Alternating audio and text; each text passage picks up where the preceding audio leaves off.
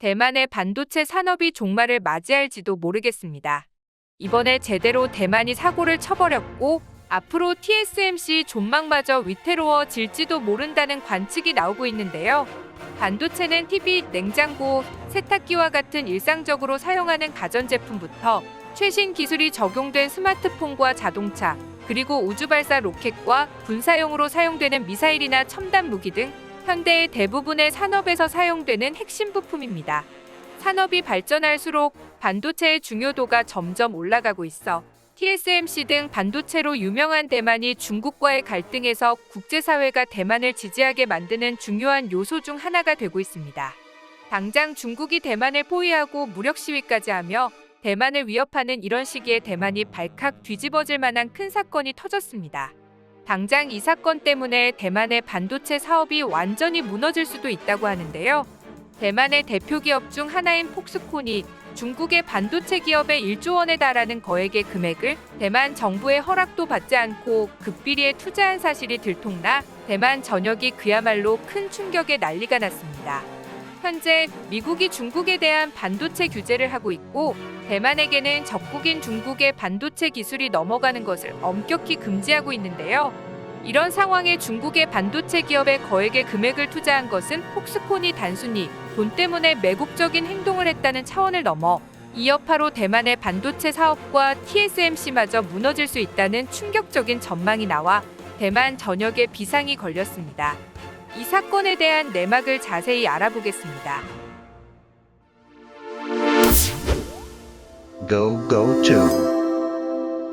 TSMC와 함께 대만의 대표 기업이자 아이폰의 제조사로 유명한 폭스콘.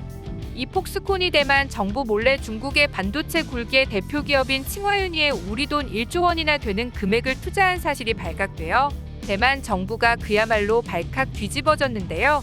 그것도 중국과 대만의 양안 관계가 사상 최악으로 치닫은 시점에서 대만 기업은 폭스콘에게 반도체를 비롯한 첨단 기술이 유출될 수 있다는 것과 정부의 승인을 받지 않고 적성국의 투자에 국가안보를 위태롭게 했다는 점에서 벌금을 부과하는 등의 제재에 나서려는 움직임이 포착됐습니다. 대만 정부가 자국 기업이 벌인 일에 이렇게 민감하게 대응하는 이유는 국제사회에서 심상치 않은 반응이 나오고 있기 때문인데요. 러시아, 우크라이나 사태를 맞이해 미국과 유럽 등 서방 주요 국가들은 러시아 다음으로 중국을 겨냥하며 중국에 대한 제재를 강화하고 대만을 지지하며 대만에 힘을 보태고 있지만 정작 대만은 중국의 국유 기업에 투자하여 서방에 맞서는 중국 기업의 반도체 기술력 확보에 도움을 주고 있다는 사실이 드러난 것이죠. 특히 폭스콘이 투자한 칭화윤희는 미국이 중국 반도체 시를 말리기 위한 가장 중요한 표적으로 삼고 제재 중인 기업인데 그런 기업을 살리기 위해 폭스콘이 동참을 한 모양새가 된 것입니다. 현재 미국의 가장 위협적인 대상은 중국으로 중국은 2000년대 이후 세계의 공장 역할을 하며 글로벌 기업들의 투자를 받으며 경제 규모를 키워나갔죠.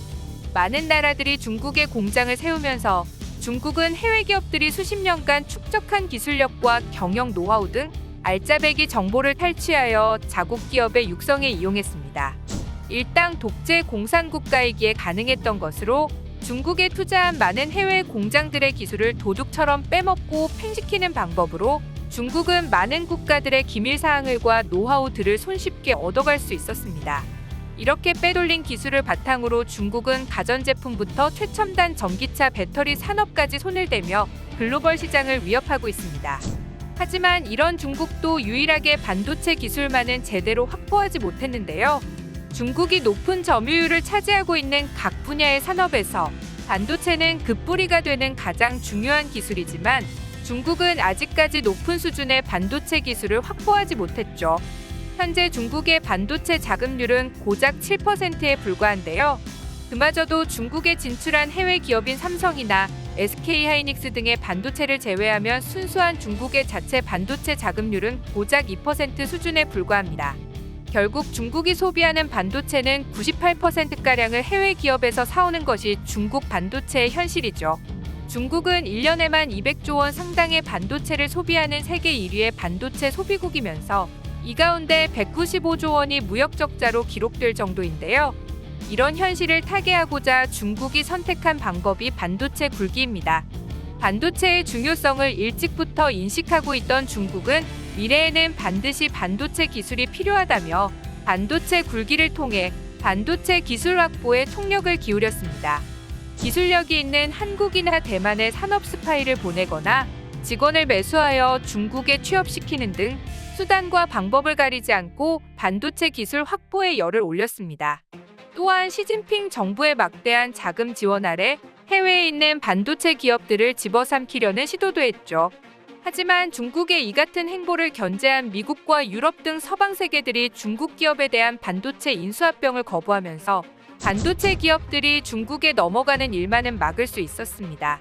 중국은 반도체 사업을 키우기 위해 정부 자금으로 무려 800조 원에 달하는 금액을 투자하며 반도체 산업을 육성하려 했지만 결과적으로 중국의 반도체 굴기는 실패했고 그 중에서도 가장 핵심이 되는 기업인 칭화윤희는 적자를 이기지 못하고 파산위기에 몰리면서 중국 정부의 지원금도 다 날려버렸죠.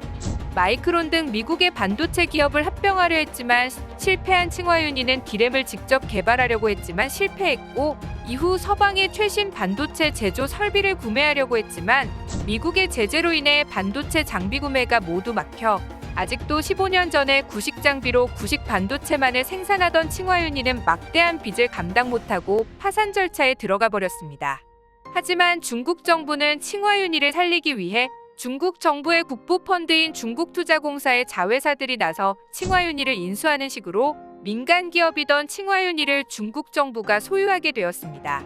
죽은 회사를 좀비처럼 살려 이제는 중국인들의 세금으로 중국 정부가 칭화윤희를 운영하게 된 것이죠. 결국 대만의 폭스콘은 중국 정부가 운영하는 기업에 1조 원이나 되는 자금을 비밀리에 투자한 것입니다.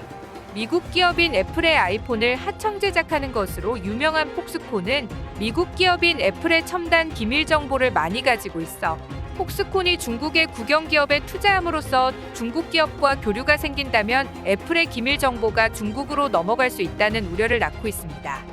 대만 정부도 우려를 표명하고 있는데 중국과 대만의 갈등에서 국제사회가 모두 대만의 편을 들어주고 있는데 정작 대만 기업이 중국 정부에 도움이 되는 행위를 하고 있다는 점에서 사실상 국제사회를 배신한 것과 마찬가지가 되었습니다. 당황한 대만 정부는 폭스콘에 수백억 원대의 벌금을 부과하는 것을 검토하고 있는 상황까지 와버렸죠. 당장 미국 정부는 중국에 대한 반도체 제재로 중국을 견제하고 있는 상황인데 미국 기업의 기밀을 가진 대만 기업이 이런 행동을 했다는 것에 대해 많은 여론에서 대만의 행위를 배신으로 보고 있으며 대만에 대한 지지를 철회하고 대만의 배신 행위를 용납해서는 안 된다는 반응마저 나오고 있습니다. 미국이 이처럼 민감하게 반응하는 데는 이유가 있는데 우크라이나 사태 이후 서방의 대러 제재 상황에도 중국이 군사적인 용도로 전용이 가능한 반도체를 러시아에 대거 수출하고 있는 정황이 포착이 된 것입니다. 미국 당국은 중국이 수출한 반도체 대부분이 미사일이나 탱크, 전투기 등의 군사무기를 만드는 데 사용되고 있다고 보도했습니다. 만약 대만 기업의 중국에 대한 투자로 인해 반도체 기술이 중국으로 넘어갔다면 중국뿐만이 아니라 러시아까지 도와 국제사회에 혼란을 가중시킨 것으로 국제사회는 물론이고 미국을 배신한 것으로 볼 수밖에 없습니다.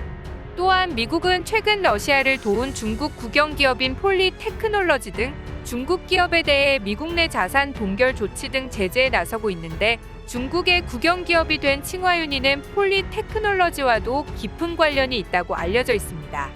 미국에서는 믿었던 대만의 뒤통수를 맞았다며 대만에게 크게 실망하고 있다는 반응이 나오고 있는 한편 미국과 유럽 등 주요 매체에서는 대만 기업의 친중 스파이 행위에 주목하며 유사시 대만을 지켜줄 필요가 없다는 주장도 나오고 있습니다. 또한 미국에서는 대만과 중국은 원래 같은 뿌리였다는 점을 들며 이제부터는 대만과는 거리를 두고 가장 믿을 수 있고 기술력도 뛰어난 한국과의 협력을 더욱 공고히 하기 위한 작업에 나서고 있습니다. 특히 지난 7월 20일 미국 의회에서는 한국의 반도체 기업을 지원하기 위한 법안이 통과되어 한국에 더욱 힘을 실어주게 되었는데요. 미국 혁신경쟁법안이라는 이름으로 통과된 이 법안은 대중국 견제와 더불어 미국 동맹국의 반도체 기업을 지원하기 위해 70조 원의 자금이 마련될 것으로 전해졌는데요. 이는 삼성을 포함한 미국의 동맹국과 우방국들을 위한 반도체 기업을 지원하기 위한 법안인데, 여기에는 TSMC도 지원 대상에 포함이 되어 있었지만 이번에 대만의 배신 행위로 인해 TSMC를 제외해야 한다는 목소리가 점점 커지고 있습니다.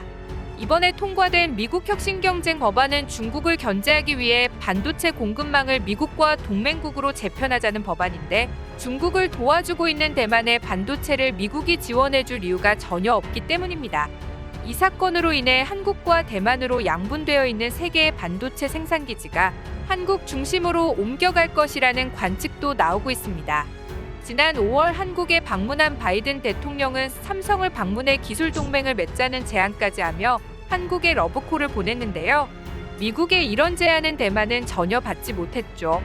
이 같은 미국의 행보에 사실상 미래에는 삼성과 TSMC의 양강구도에서 삼성만 키워주는 방향으로 미국의 전략이 변화했다는 분석이 나오고 있는데요.